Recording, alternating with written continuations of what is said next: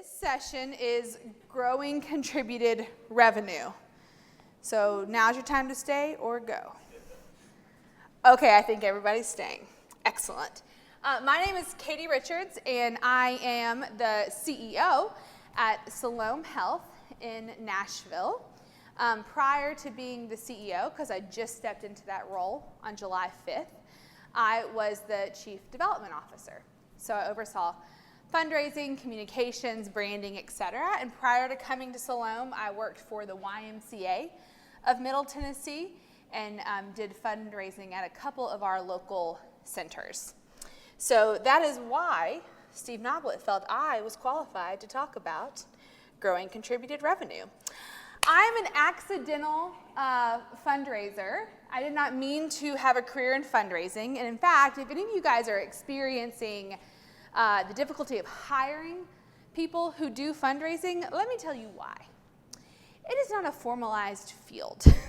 People do not go to school for fundraising. You can, now there are some very limited programs. I just interviewed someone fresh out of college who actually has an undergrad, and that's the first time in my 15 years that I've ever run across that. So if you're like, it is really hard to find fundraising people, it is.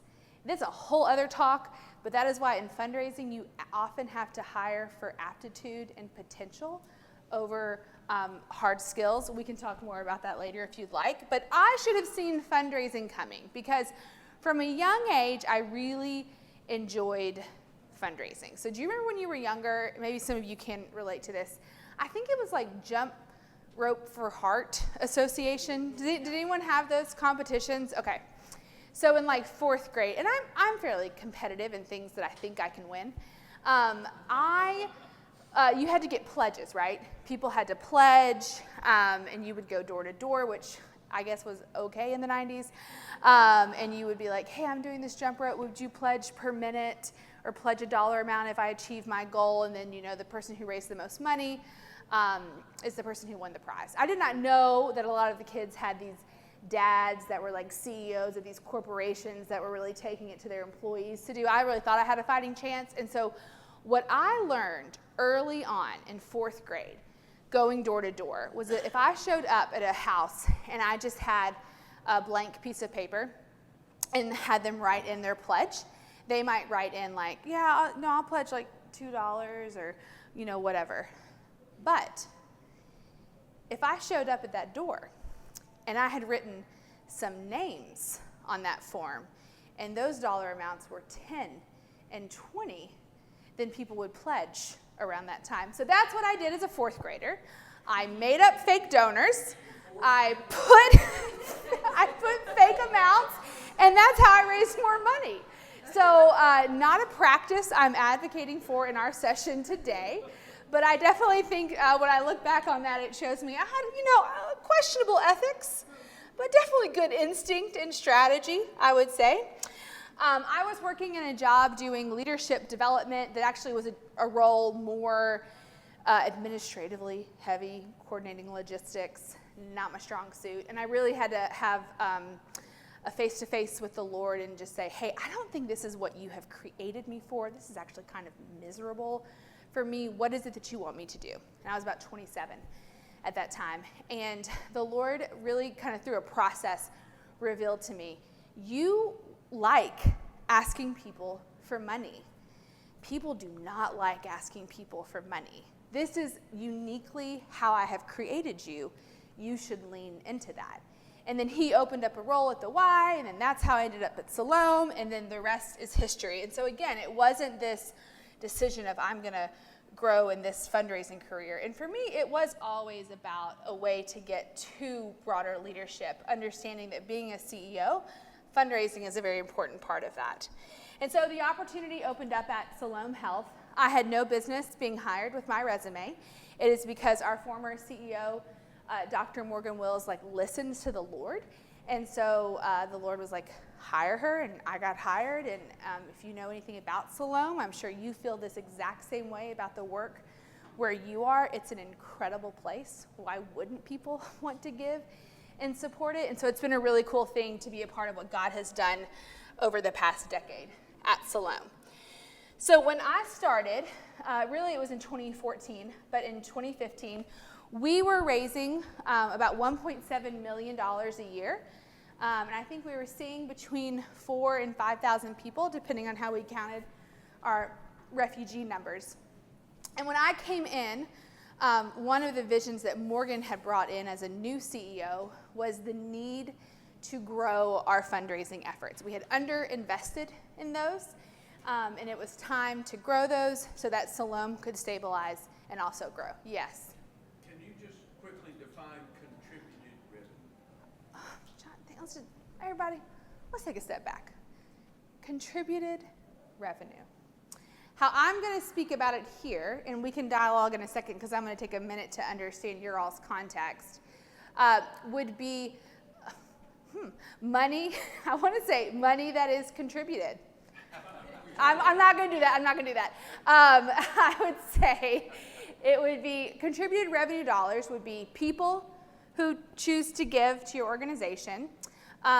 Foundations in the realm of maybe community foundations, if a corporation has a foundation, that charitable arm of giving. Companies, so if they sponsor your event, they give money. And then we have churches that also sponsor us. So tax deductible types of giving, that's what I would consider contributed or charitable revenue. Does that, anything to clarify from that? That's correct. Now we will, yes, that's correct. That is correct. Back to the slide. So you can see we grew quite a bit. I would love to take credit for that, but it was a lot of Morgan and his vision and the way we were able to resource and grow our staff, et cetera. I certainly was grateful to be a part of that. And so in 2019, we launched a strategic plan that saw us opening a new location, which meant we needed to raise more money year over year. We needed to go from raising, we would say probably 2.4 million if you average those 2 years, to the trajectory is in 2027 now. We need to be raising 4.2 million a year. So we had a campaign. We raised $6 million to cover the first 3 years of operating for our new location so that we could raise this money year over year. So I would love to just show you this graph because it looks like I really know what I'm doing. Thank you. Thank you very much. And I'm so glad this is about the time I was interviewing for the CEO role.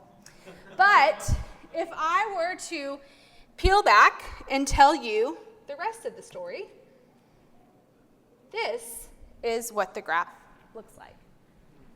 That 2.65 number in fiscal year 24 is a forecast. So we run July to June.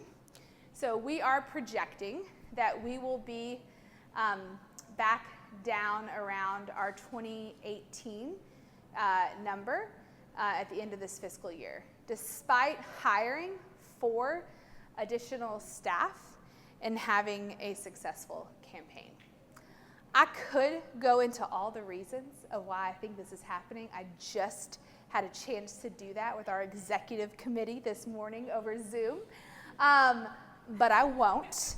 I shared at the executive session Wednesday night just some not fun things I feel like I've dealt with in my first 8 months as CEO, and this is one of them. So I took that chance to advertise this class to let them know if you want to come and learn. This is who you're going to learn from because those who can't do teach. So here I am. But I show you that to say all of the strategies and all of the principles I'm about to share with you are things that I believe in and are things that we use as our foundation to grow. And then sometimes other things happen. You're in a 2-year leadership transition. People give to you because of a global pandemic, and then they have some giving fatigue. You have a staff member who turns out wasn't focused on their role and has to leave the organization right before year-end giving. Things happen.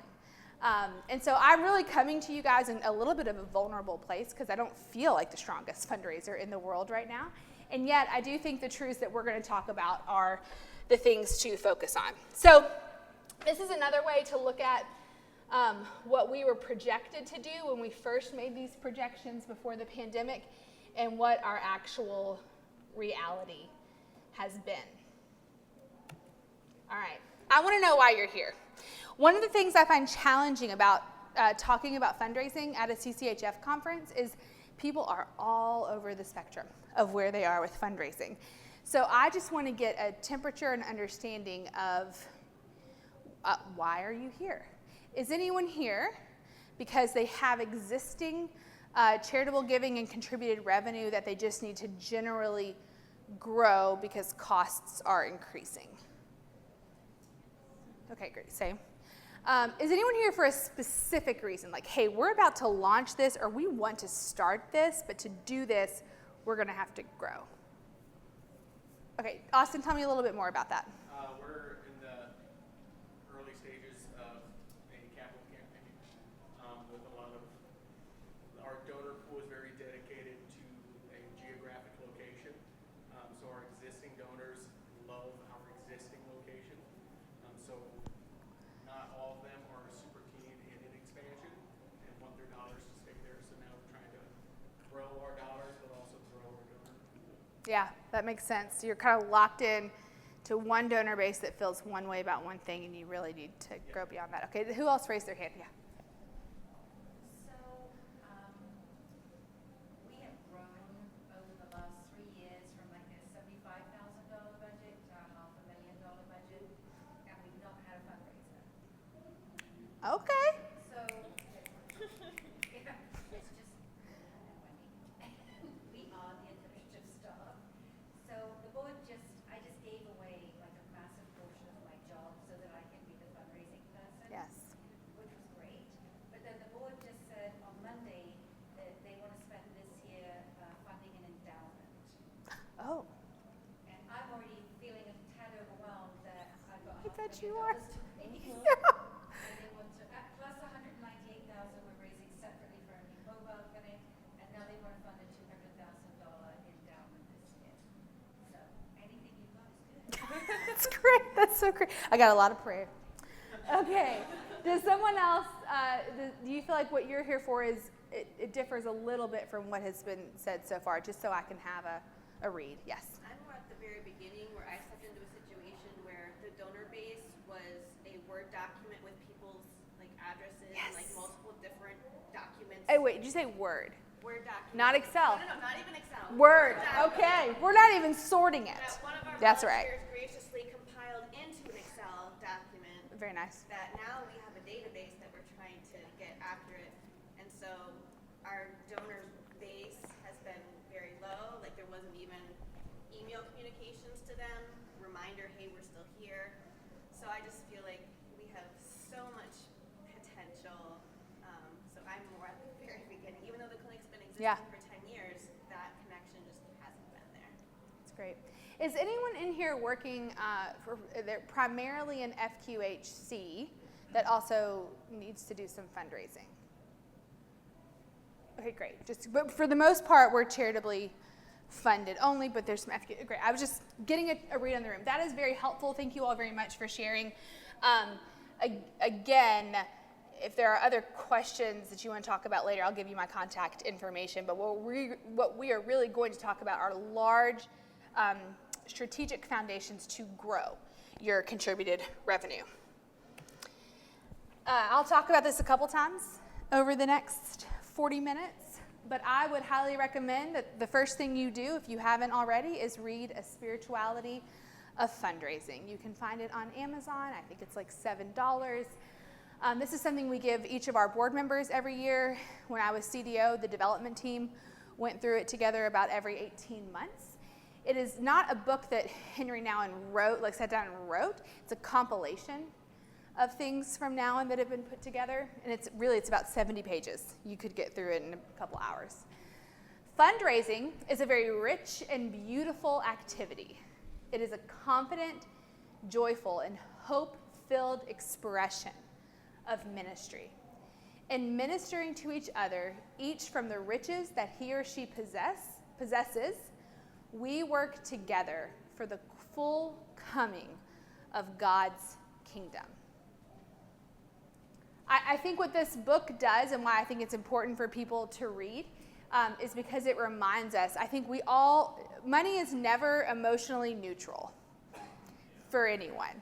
You bring baggage from childhood, inferiority, guilt, whatever that might be. So you're never coming to the table, and the donor is never coming to the table with a money being without emotion. And what this book does has really great quotes to remind us and recenter that what we're actually trying to do here is to glorify God and the reality of the world, and especially the country that we live in. It takes money to do that. And that's okay, because some people have it, and this is how they can give and advance the kingdom. And some people are in a position where we need to ask for it, which helps people to advance the kingdom and to glorify God. So when you're thinking about growing contributed revenue, here's where you should start. Understand your current reality. Where does your money come from now? What's the breakdown? Because there's some decisions that you have to make about, do you want to scale your current revenue sources, or do you want to shift your strategy? Here's what I mean. Let's say you have $500,000 you're raising every year, and half of that is from a grant from a foundation. It's $250,000. Well, when you look to grow, you might say, we don't want to keep 50% of our fundraising efforts attached to one source. In fact, that would be my advice. Diversify your revenue sources, just like your financial advisor might advise you to do as well. And so what you might say is, actually, we want to shift. And we want this gift over time to become 20% of our pie. And we really want individuals to make up the 50%. Those are decisions that you have to make, and you really make them from how are you currently. You guys might be in a place, this is where we were in 2019. 60% of our contributed revenue comes from individuals. That feels like where we want to be. So when I projected growth, it wasn't really shifting percentages, it was just scaling the percentages of our current revenue sources. And then the other piece of data, if you're able to get it, I know that I'm talking to folks who your organization may be brand new and you may not have this data. It's okay, just ignore what I'm about to say. But if you do have this data, how much have you grown in each category each year? If you have 5 to 7 years of history, I think that would be really helpful to look at, especially if COVID would have changed those numbers at all. I mean, we just raised a lot of money in fiscal year 21 and fiscal year 22, and we're not going to see that kind of money raising again for a long time. Well, maybe ever, because we're not going to have a global pandemic. But so what would be helpful is if you looked at those years, as much of a history as you can get, and you could see what is our average growth year over year. That is a good place to start to figure out, are you being realistic about how much you can grow over the next 3 to 5 years? If you've only grown overall 5%, to then want to grow 35%, it's not impossible, but you're going to have to really resource and likely have a funding source identified to help you do that. Instead, it may be aggressive growth to go from 5% growth to 12% growth year over year. But understanding these base numbers is really helpful to the strategy. Staff for your strategy.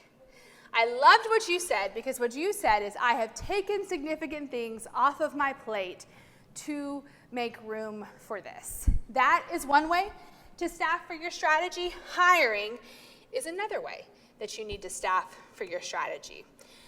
Revenue source and the average gift amount from that revenue source will determine the manpower or manpower needed to grow and sustain. So I'm going to explain that in a second. There is a metric out there in the fundraising world that says, roughly, you need 1 revenue-generating staff for every $500,000 you raise. I think this is best applied to individuals. It's probably where it makes the most sense. One revenue generating staff for every $500,000. Where this may not be as applicable, oh yes. Yes, yes. So if you're in the individual realm, it basically means 100% of their job is focused on meeting with people, identifying new people, upgrading donations. So they might carry 150 people that they're trying to meet with, or 100 people they meet with, and 50 people they're trying to identify to bring in that are new.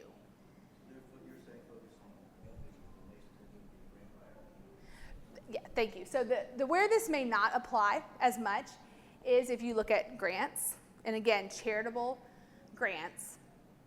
I think how we are staffed is our grant person can likely hold up to somewhere between $800,000 and $900,000. And that's because some of those grants are $100,000. It takes her the same amount of time to write that grant as it does to write the $10,000 grant. This is where that average gift amount comes into play a little bit. If your grant writer is writing X amount of grants for a total of $100,000, well, that's consuming that person's time. But if their portfolio is filled with $150,000 gifts, they can likely raise more. So this is probably more applicable to individuals. We would consider it in churches as well. And then the grant piece would be kind of whatever the average gift is. Yes? So I have a lot of questions. I can't talk questions. I don't want to derail you, but You won't derail me. in my organization, I'm the president of our board. And so as board objectives, we have fundraising as one of our big objectives. Yes. So the two of us on our board that are on this committee, those two, there is no staff person in the organization that does fundraising. So can you talk about, How much do you need to raise? I don't know. Great. That's great. First place you start. That's right. We go back to the other slide. Our goal is $150,000 this next year. Yeah. It's, what you're talking about is an internal element in the organization whose job is to raise money versus volunteer board members who have full-time jobs elsewhere. That is what I'm talking about. Yes, I'm just saying That's not always the reality. a lot of us are at, though. Thank you. This is what I needed. Thank you very much. So a couple other options, and I'm going to give you just like casual opinions, but I know there's more questions I could ask. So in that scenario where there's not staff members dedicated and it's not at a point to get staff members dedicated, a couple of options. You can contract folks to write grants. It's less of a commitment. It's what they do. You pay them a certain amount, but obviously it makes up for it in the grant that they are able to get. That's one option when you're at that stage of an organization. The other would be if you had a donor or a foundation that would give a 3-year grant for capacity building to essentially hire that one development staff person. There are, at least in our community, there are foundations out there who understand that value. They call it capacity building because they recognize kind of what that could do. And that's another option. But contracting in the immediate sounds like maybe the most fruitful. Or what? A bigger committee. Or a bigger committee. Yeah. Volunteers, it's great if you've got a bigger committee. Yeah. But you definitely, it sounds like you definitely need some sort of infuse of resource if it's going to be able to grow. You need that kind of first spark, if you will. Okay. The other metric, and this isn't like if you're not doing this, it's terrible, but I also think we can forget the support staff element. I'll define what that means, but one support staff for every 2 to 3 revenue generating staff. So if I'm at a place where I could really just hire someone, and when we hired our major gifts person in 2019, that was our first hire as part of our growth, we saw our major gifts increase by $300,000 because we had one person that was focused on that. I intentionally prioritized that position first because I knew we had a lot of donors in that system who just weren't getting my time or our CEO's time. And if I could have someone dedicated to that than I would like to. Now, please keep in mind that we were nearly 30 years old as an organization before we were able to do that, so I'm not trying to say that that's where everyone is. But you also want the support staff. So who's managing your donor database so that you're getting good reports out? Yes? What year was that you hired your? 2019, yeah. You want to make sure you have someone who's watching over the CRM, if you have one, or the Word doc, and that donors and gift information is getting entered correctly, that people are getting thanked, that if you can do things like birthday cards and things of that nature, but having those support staff, because when you hire a highly relational person, it is unlikely you are going to find a highly relational person who is also strongly administratively minded. And so what does it look like when you're at that point of growth to bring some staff support alongside them so that they're freed up to do what they do best? And that could be similar with board members or volunteers. Like, is there administrative support internally that could do all the heavy lifting and set the board members up to do really whatever the revenue generating activity is? Okay. Or the thank you notes. Oh, we're going to talk about those. Don't you worry. That's right, the thank you notes. Oh, hire early. It is not like hiring a doctor where I hire a medical professional and they can, bam, start producing. They start seeing those patients, those numbers start going up, et cetera. That's not how it works in fundraising. You have to prospect, you have to cultivate, you have to get to know a person, et cetera. Now, sometimes you come in and there's a lot of low-hanging fruit and you do see fruit. But for development professionals, and one of the reasons there's such high turnover in this profession is because it's unrealistic the timeline that people give them to actually raise money. So I think an 18-month lead time, I think at 18 months, if there's not some production of significant numbers, then we need to start to question, and is the right coaching and support and activities in place. But it's not month 6. In fact, if you have someone focus on individuals and they come in and they first meet with people and the first thing they're doing is asking someone for money, it's actually going to be more off-putting, I think, in the long term to your donors. Similarly with grants or foundations, you have to find them. You have to figure out what do they want to fund. You may have just missed their deadline, and you have to wait a whole other 12 months to then apply. So there's lots of factors that go into that. I would also say this. Don't come up with a ton of strategies, just a few. Make them a few, but make them mighty.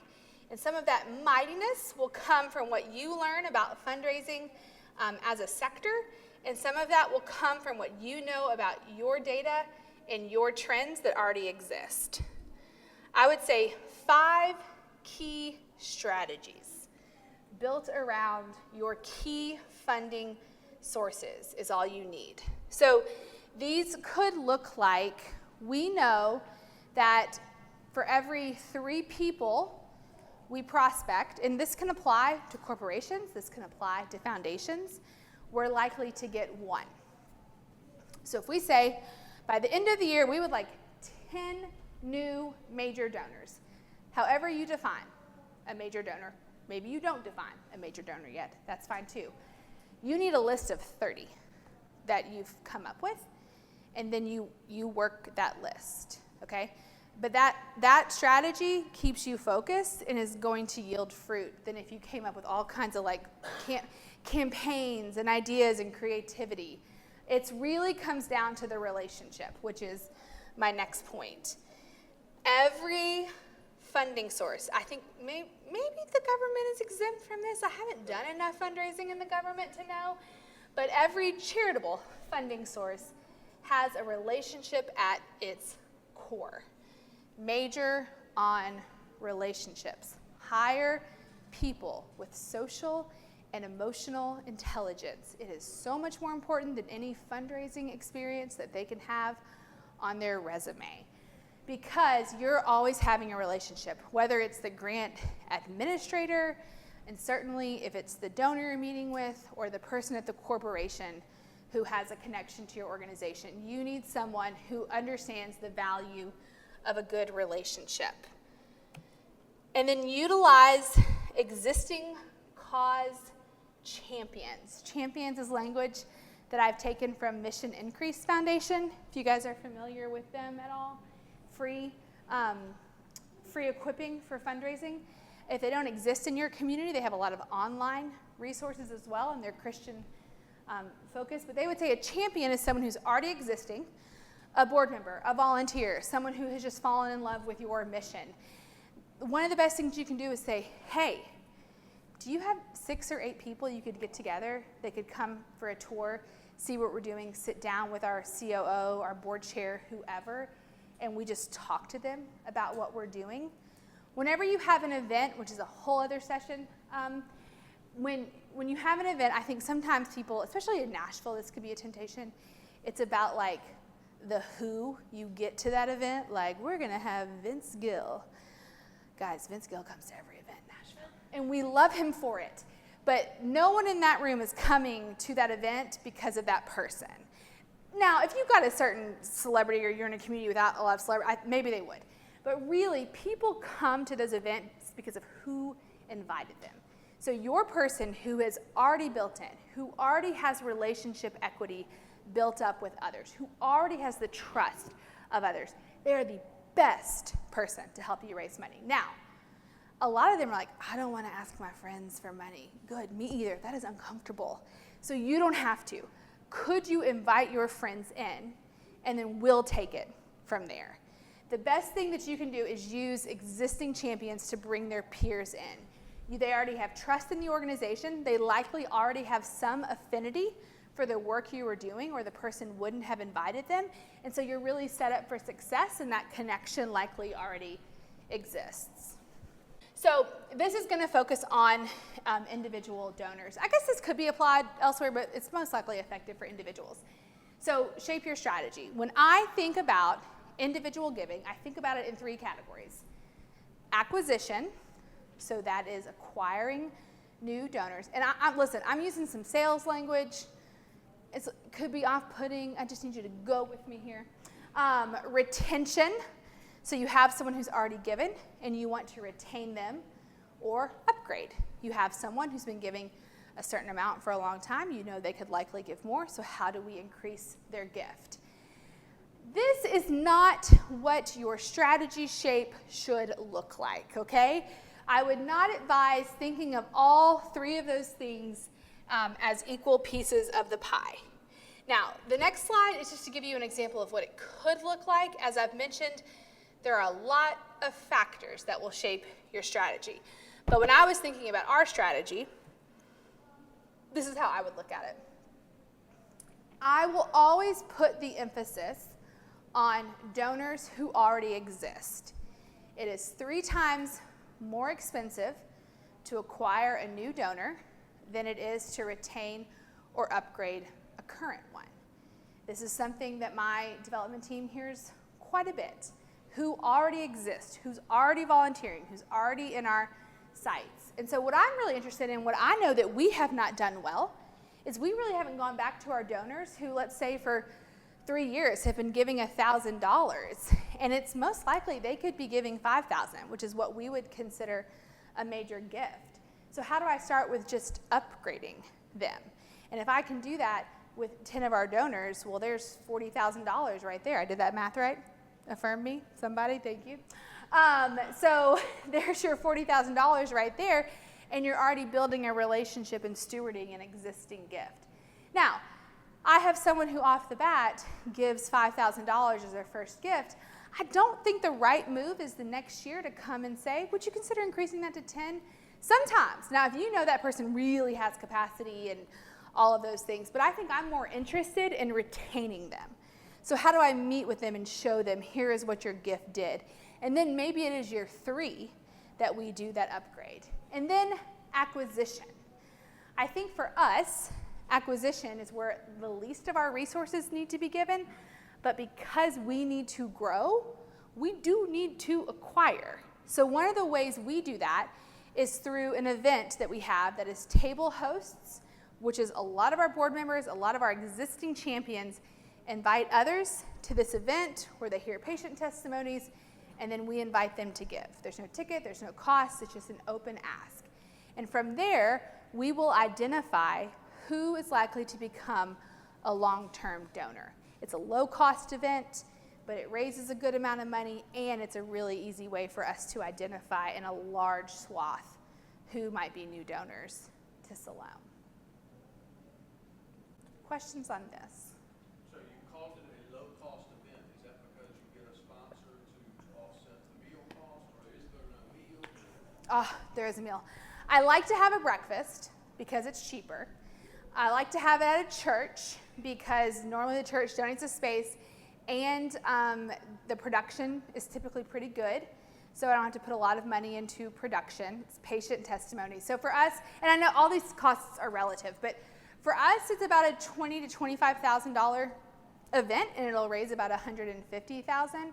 And because we're getting acquisition out of it, it makes sense. The other thing that we do is that event has grown to only, the space holds 400 people. Well, instead of moving it to like the Music City Center, which then all of a sudden it's $27 a head and production, I'll do a breakfast and a lunch in the same day. Same venue, repeat program. I could lead the session on that all day long if y'all want to talk about that event. I really do have like a starter pack if you want to learn more about that event. Okay, stewardship. Let's talk about stewardship. You say thank you 3 times for a gift. That does not mean you verbally have to say thank you, thank you, thank you. Okay, there's different ways that you can do this. Use technology. Let's say you have a donor database or some kind of integration, likely that's easy to get now because of all the technology advancements. When someone gives a gift to Siloam, there's an automated email that goes to them that looks like it's from me, and it just says thank you. There it is. That's your first thank you. You didn't have to do anything, didn't take your time. You're going to receipt that gift no matter what. There you go. You said thank you. This is a great way to use board and volunteers. We used to, you want another confession of something that fell short? We used to have a gratitude committee. So it was people that loved our work but weren't medically or didn't have linguistic skills. And so we used them every quarter to gather and to write thank you notes and to say thank you to our donors. We now have gratitude dates twice a year where we have staff, volunteers, and board who will either make phone calls or write thank you notes to lists of donors that we pull. For us, we make those donors that we pull gift amount neutral because we want everyone to know that we're grateful. There are other ways that we strategize focusing on our major donors, but for those 2 days, it's really important to us that no matter what you gave, we're grateful and we want to say thank you in a really special way. So would that mean that would be the first time that the donor received an actual mail thank you? possibly, yeah, this might go against some advice. This may also be generational. When I first came in, it was like this sacred cow that we absolutely had to mail this letter. And we stopped doing that and we didn't see any decrease in giving. I think we might be beyond that as a society. Go ahead. We did the same thing, and if they sent a check, we mailed a letter. That's actually smart. If they did it electronically, we did an electronic thank you, and we actually had donors thank us for not sending a letter, knowing that it had some cost involved. Yes. Did y'all hear that? That it was based off of how that donor gave. That's actually really sensitive and perceptive. We still, even if you send a check, we still don't send you a letter. But yeah, that's exactly right. And the number, I don't think I put this in here, but statistically, nationally, the number one way people like to be thanked is through a thank you card. It's not a phone call. I would have thought a phone call, but no one answers their phone, which quite honestly makes phone calls kind of nice these days because you leave a lot of voicemails and it's great. They hear you. Sometimes they read it when it comes up on their iPhone. It's great. Thank you days twice a year. I've already talked about that. I meant for this to say, I don't know what I meant for this to say. Staff and calendar impact reports. I think I just meant for it to say, staff for and calendar impact reports. We're bad at this. So I'm putting this up here as this is one of our growth areas that needs to be, is that ideally every quarter something should be coming out from me to our major donors or our foundations, just saying, here's a quarterly report. Treat them like investors. They're making an investment into your organization. It does not have to be very elaborate. And maybe I say once a quarter and you're like, absolutely not. Cool. Twice a year? Maybe that would work. Just, hey, heads up, want to give you, here's some quick hits of what we've been doing. Here's some challenges. Here's how y'all could pray for us. Bring them in as insiders. Is that an email? Yes, I think that's an email. Or it could be a letter. Again, you know your donor database. If you want to communicate something a little nicer, maybe it's a campaign you've run and you really want to say, here's the end report. Maybe that's a printed piece. But I think for the sake of ease, it's just getting that communication out there. Yes? Yeah, some works donate to will send you an email a day. Is it too much? Oh, yeah, that's great. I think an email a day is too much. What's the right, when is it too much before that? What's the perfect? Yeah. I mean, I think how much communication is too much? When it's personalized, you can do it more, which probably means you're doing it less if it's personalized, because that takes time. And it's knowing your donor. So I had a donor who, listen, he gives a lot. He gives $75,000 a year.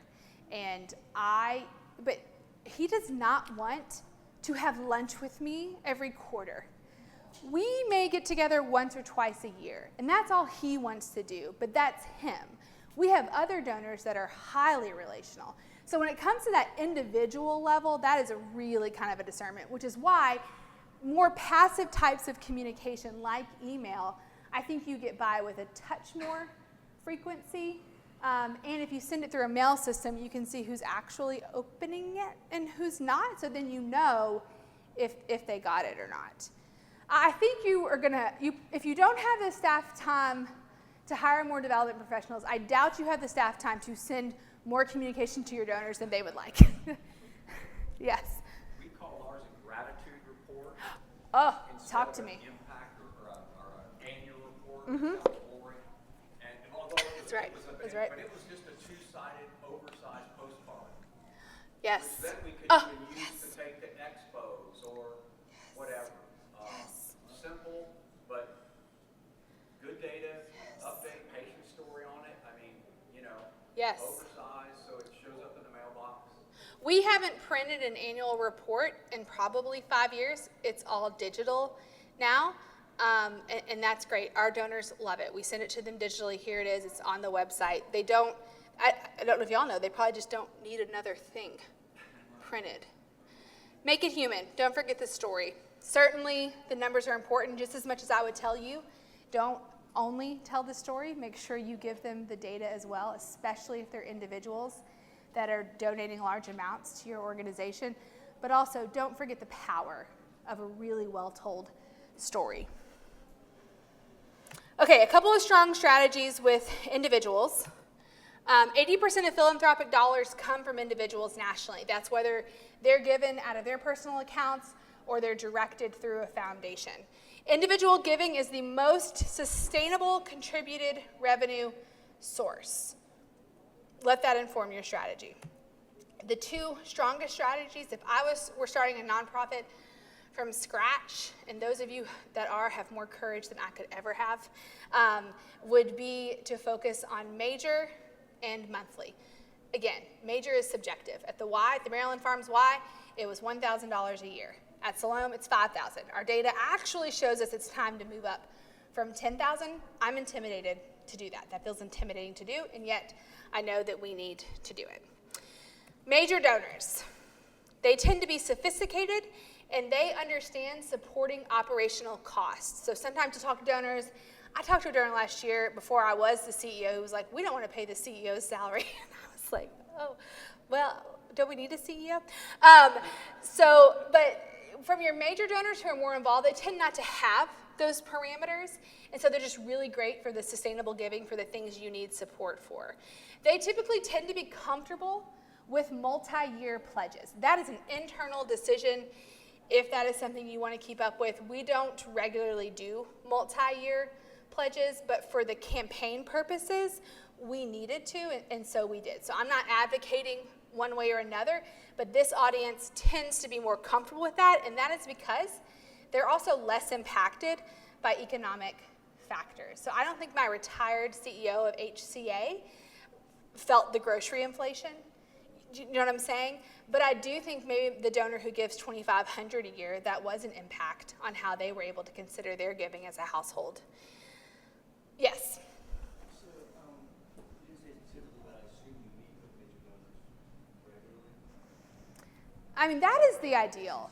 Would you ever, because one of our strategies in our office was to have, like, group meetings with major Yes, donors. great. Bring them together and present something and peer pressure. Yeah. Yes, I should put peer pressure up. It's a great strategy. I'm trying to remember which. Oh, it was a podcast I was listening to recently, and I wish I could tell you all what it was. But it was essentially a major gifts person at a Christian organization that was saying they intentionally have major donor gatherings so that one of the values they can give to their donors is community. Because you likely have like-minded Christians who have possibly a higher net worth, and then they can get to know each other and they find like-minded people. So it's not only efficient and great and can get that peer pressure going, but then they also get this benefit of community. It's a way that we can minister to our donors. So yes, we find those gatherings at houses. We're about to, in the fall, we're going to finalize our strategic plan, and I'm already thinking through, we'll offer 3 times where we're going to invite foundation leaders and major donors to come and get a preview of our strategic plan, just so we can, again, help them feel like insiders. And then they also can meet other people who believe in the organization. Yeah. Monthly donors. Guys, I really love monthly donors. I am having a hard time figuring out how to grow our program. We've grown it, but I love them. Here's why. There's an 80% retention rate on monthly donors. The average donor retention rate nationally is 35 to 40%. Ours at Siloam is 55%. That is not 80%. So when someone signs up to give monthly, they're just going to keep giving monthly. Monthly donors give 42% more per year than one-time donors. We really look at monthly donors as those giving below the major gift amount, but we have major donors who choose to give monthly as well. It's not a key strategy of ours to convert those two, but they certainly do give more. National data would show that monthly donors, someone who is willing to sign up and to invest in your work on a consistent basis, is more likely to leave a planned gift in their will. I'm not really sure what you do with that data. Planned giving is probably very far out. It's even far out in our strategy. But to me, that's really touching that data correlates, because it shows to me how much they care about your organization. I have one last quote before I'm going to take questions from Henry Nouwen. I mean, not questions from Henry. That's right.